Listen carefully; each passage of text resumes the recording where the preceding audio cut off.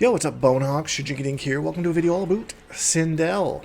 I was asked on my previous video about some things that you guys were struggling with, specifically that one there and the hair flip as well. So I'm going to talk about that, just her strings in general game plan of her, because all of it isn't quite as simple as how to beat one move. She's a little bit of a more complicated strategical character, so we're going to break that down.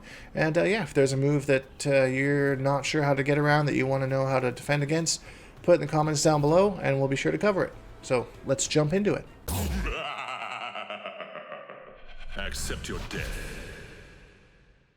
So before we get started, big shout outs to Schmackle and JSwan32 for asking about our topic today of Sindel, which is something that I haven't even landed myself, and I found out a couple things actually preparing for this. So first of all, we're going to talk about the downwards air blast, which is one of the main ones we're supposed to cover today. So one of the main things that always gets me is trying to anti-air her, and then she doesn't either does a jump too low or doesn't come in at all, and bam, I get smoked with that trying to anti-air. Generally speaking, if this move is equipped, you do want to pay attention, of course, because you are going to try and go for a little bit more anti-airs. Mind you, she is pretty safe on some jump-ins. Her jump kicks can be kind of obnoxious. It's a very good downward trajectory, so unless you're a character with a great anti-air, just be aware of that. But if they do have this move equipped, all it is just simply blocking overhead. Although it is kind of deceiving that it hits the ground, only the last hit of it is a low, if you see that.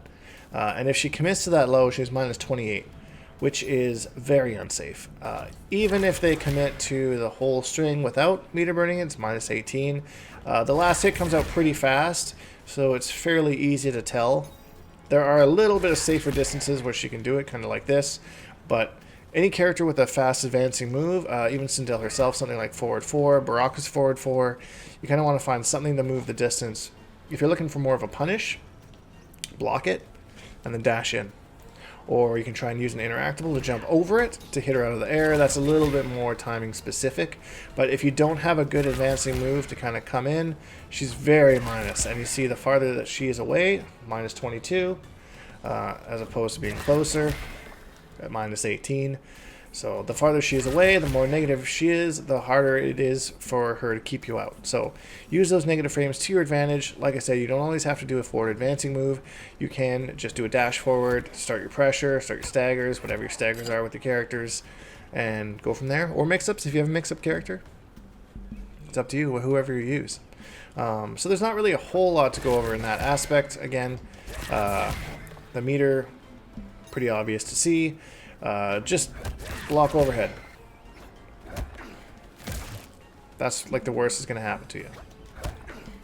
Once she hits the ground, you can block low again, because all of her overhead options are pretty slow. And of course, pay attention to the meter, because if they don't have meter, then they can't even meter burn it, and then that's one more guess that you don't have to make. And that goes with a lot of moves in this game, I guess in any fighting game, but you really want to pay attention to the opponent's meter, because what they can do and what their options are might change depending on how much meter they have. So you might be able to take a risk against somebody like Baraka for, say, doing something unsafe if he doesn't have the meter to amplify the gutted. If you know that you're only going to get hit for a little bit of damage, you can do something that might be a little bit more high risk, high reward kind of thing, but you know that the punish coming isn't as heavy. So you want to take that into consideration when you are going up against a move or going to challenge something as well. So that being said, that's the main kind of get around for that move. Let's move on to the next one, which is a little bit more intensive, which is the whip and flip. Great name, by the way, whoever came up with the whip and flip. I really like it. So she can do it, of course, at multitude of different distances. And it is a little bit slower startup, it seems, depending on how far away she does it, but it still is pretty quick. And it is an overhead as well. So she can put that into the mix. Usually they'll kind of go back and forth with this. Now, 21 frames for that of startup, 21 frames for that for startup. So it's about the same. Generally speaking, I would block overhead and try to react to that low, especially if she's far away like this, because the weapon flip comes at you pretty fast. The travel time, there isn't much travel time. This, you can see her actually go down. The 21 frames is not actually when the move hits you, it's when the move is active. So you can see the move come out, comes at you slowly.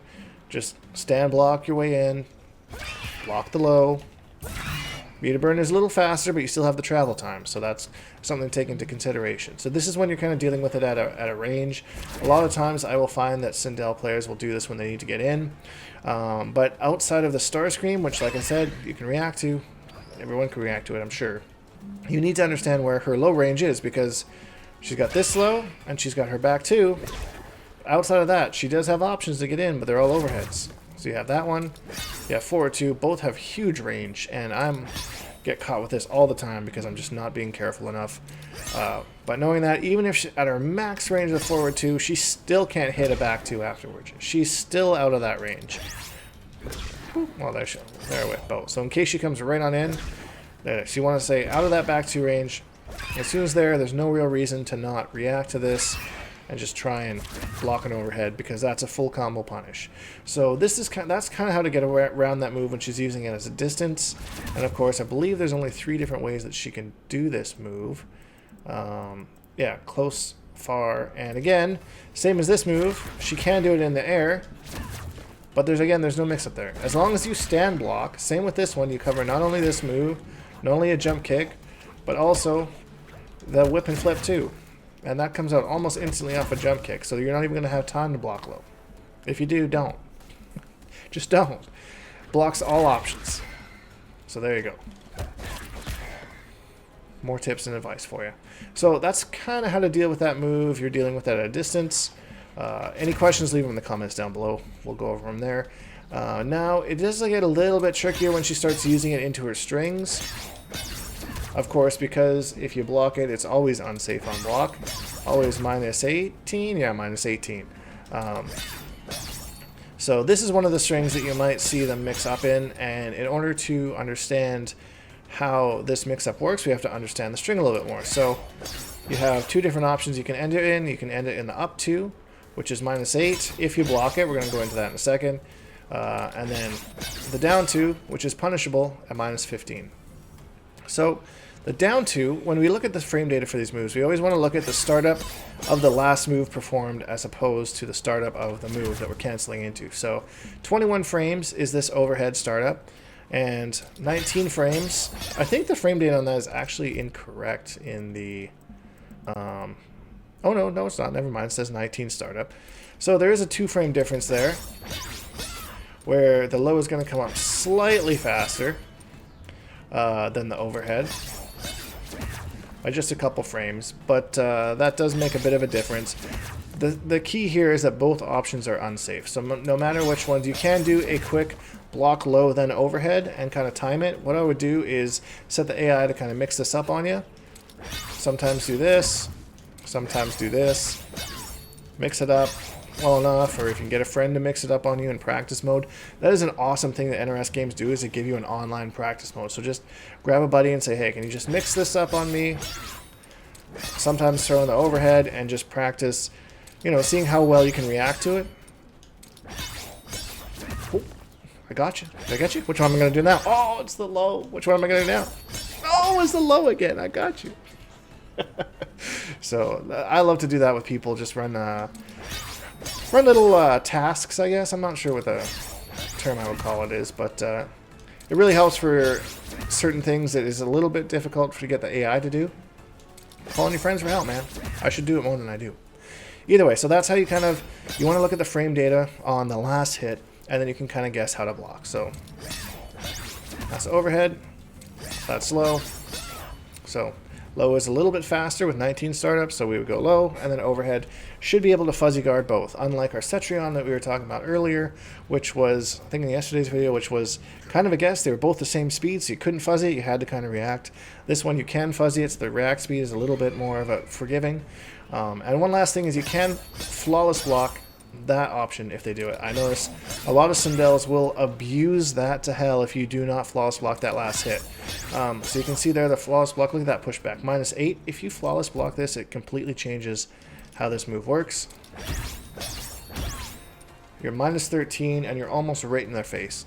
So a little tricky, but you really do have to call Sindel players out on that and make sure that you know how to do it, because then she's going to be forced to do either stop it right there at minus 15 or go for either one of our unsafe options there, which is minus 15 or minus 18. So again, overhead flip is a little bit more negative, so they might be a little bit more, man, using something that's a little bit more punishable, especially if you're a character that can punish really hard.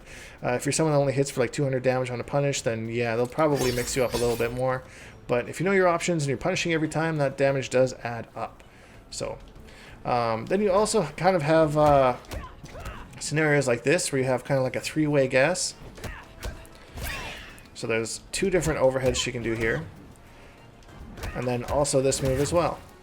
They're all 21 frame startup. So that would be a case where there's no real crazy block here. But the blocks on overhead is in your favor. There's only one option she can do, which is a low. -12. I don't think the enhanced one's safe. -11 with a bit of pushback. So yeah, fairly safe. You should take your turn back after that, but it is kind of safe. Just watch out, she's got one of those stupid Jade-like down twos. All the Adenians have those stupid down. Oh, yeah, Katana's is kind of stupid, I guess. Anyways, back to the topic at hand. So, this one here, -12, and then of course, the whip and flip, -20 if you do it up close. I'm not really sure why you would do it to get away, but maybe they're like, oh, I gotta get away. Let's just make this 38 recovery move just to get out of this person's face. Seriously doubt it. But this isn't a place where, you know, they kind of might use a bar to make that mix-up safe. But the guess is definitely in your favor since there isn't really a fuzzy guard here to just block overhead. Oh, wait on those. There is one more mix I think she has, which is, yeah, back 3-2, which is the first two hits of that. And again, we look at the startup of the second move, so 21 for that. We covered that. Now that low is 15. So that again is a low, block low, react to the overhead. Overhead's much slower, you can see that there. Should be able to easily tell. And then, of course, the low has the second guess at the end. So that's where this move might be a little bit tricky. You just got to stay a little bit on your game. Try and react to the low overhead. If you block low overhead, majority of the time you should be right. I feel, again, that's a little bit trickier up close to kind of react to, but you still should be able to get it. So as long as you understand how that works, and even if you don't remember all of this and all the individual frame data, just know that this is a bit of a mix to this, and then you have one more mix after that that you have to guess. All of this is unsafe, though. If you make the correct guess, which is in your favor when she starts using it in these strings up close, it's in your favor. You can punish this. Absolutely, almost every character in the game has a punish for this. So no matter who you're playing, use your standing 1 punish, or your standing 2 punish, or if you have a fast mid, Jackie's, use that. So, and that's really about it. I think I covered a little bit about this move, a little about the whip and flip, a little bit of strategy that they're going to implement. And yeah, hope you found this video helpful. If you did, please leave a like because it really helps me out, and subscribe if you haven't because we make new videos almost every single day. #Bonehawks and all that stuff. We'll see all you guys in the next video.